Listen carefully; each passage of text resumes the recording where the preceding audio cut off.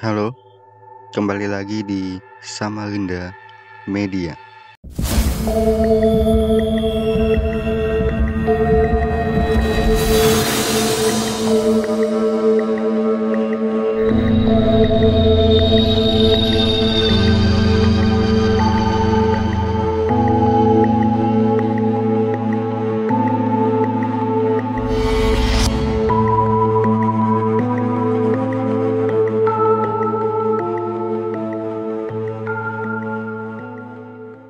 Kali ini saya akan membawakan kisah menyeramkan pria yang nyaris jadi tumbal ibu kosnya sendiri.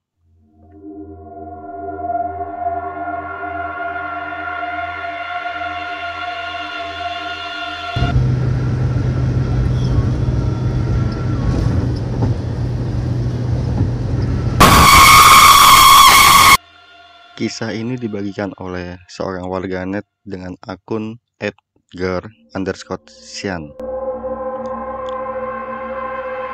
Fasilitas yang dia dapat adalah kasur, spring bed, kipas, bantal, guling, karpet, meja belajar, lemari, air, listrik, dan wifi yang gratis. Dengan semua fasilitas itu, ia cukup membayar 450.000. Meski menyadari bahwa fasilitas dan harga yang tidak masuk di akal, warganet itu tetap memberanikan dirinya. Ia mengaku tidak masalah bila harus mendapatkan gangguan dari makhluk halus. Warganet itu mengaku bahwa rumah tempat ia mengekos itu tampak jadul, tampak seperti model rumah tahun 80-an. Tak hanya itu, beberapa ruangan juga tampak usang dan lapuk. Namun, ia mengaku tidak masalah sebab bagian lainnya tampak rapi dan bersih. Di dapur kosan itu bahkan terdapat peralatan masak yang dapat dipakai penghuni kos. Dengan rumah yang memiliki 8 kamar, 7 kamar terpakai oleh anak kos, dan terdapat 1 kamar kosong yang digembok dan dirantai. Kamar itulah yang menyita perhatian si warganet. Menurut dia, bila mengintip ke dalam kamar kosong tersebut lewat jendela, tidak ada hal yang aneh terlihat, sama seperti kamar kosong tidak terpakai. Seperti dugaannya, kejadian-kejadian aneh sering terjadi di tempat tersebut.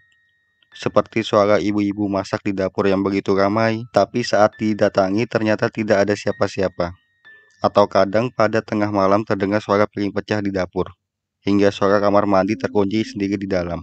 Meskipun selalu mengalami kejadian aneh, namun pria tersebut tidak terlalu mempermasalahkan hal itu. Begitu pula penghuni lainnya. Bahkan bila ada kejadian ganjil seperti suara orang mandi di dalam kamar mandi, tapi tidak ada siapa-siapa, maka mereka cukup mengetuk pintu 3 kali serta meminta izin. Maka kamar mandi dapat kembali digunakan dan suara orang mandi tersebut hilang.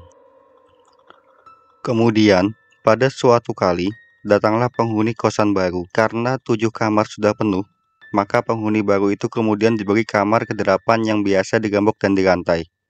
Penghuni baru itu juga telah diberitahu keanehan-keanehan tempat tersebut oleh penghuni lainnya dan tidak masalah akan hal itu. Semua berjalan normal hingga suatu kali ibu kos yang selama ini tidak ada di tempat tersebut datang. Ibu kos tersebut mengadakan semacam syukuran yang hanya untuk anak-anak kos tersebut mendapat makanan gratis. Tentu para anak kos tersebut tidak menolak. Tapi siapa sangka, itulah justru awal mula kejadian mengerikan di tempat tersebut. Setelah makan makanan tersebut, pada malam harinya si empunya cerita mengaku mengalami mimpi aneh. Dalam mimpi itu, ia seperti mengulang hari tersebut. Akan tetapi, pada malam harinya, pria itu mengaku didatangi sosok menyeramkan.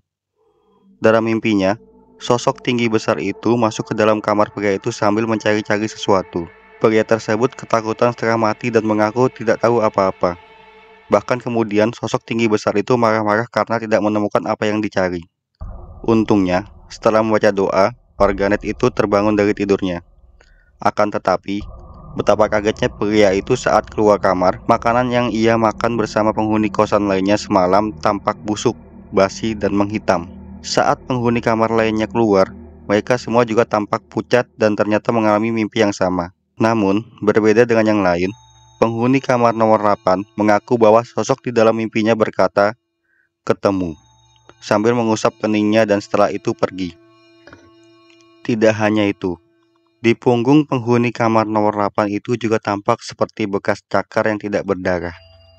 Kemudian, pada malam harinya, tiba-tiba saja penghuni kamar nomor 8 dan nomor 7 mengaku demam dan kesakitan. Kedua pria itu seperti kesurupan sampai-sampai warga lainnya datang. Kedua orang itu kemudian dibawa pulang ke rumah mereka sementara penghuni kamar lainnya disarankan oleh warga untuk segera pindah jika ingin tetap hidup. Diduga, sosok menyeramkan yang datang di mimpi mereka adalah genderuwo yang mencari tumbal yang dijanjikan oleh si pemilik kos. Menurut warganet itu, setelah pindah dari tempat itu, sayangnya penghuni kamar nomor 8 kemudian meninggal. Bahkan penghuni kamar nomor 7 juga ikut menyusul setelah sebelumnya sakit-sakitan. Pria itu mengaku, sampai sekarang kosan itu masih menerima anak kosan dan masih ada yang mengekos di sana. Jika memang tidak punya pilihan, pria itu menyarankan untuk tidak menerima makanan dari pemilik kosan tersebut.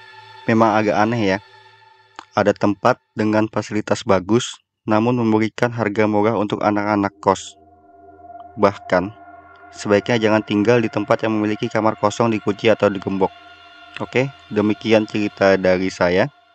Kalau kalian suka video ini bisa like, komen, dan share. Dan juga jangan lupa untuk subscribe channel ini.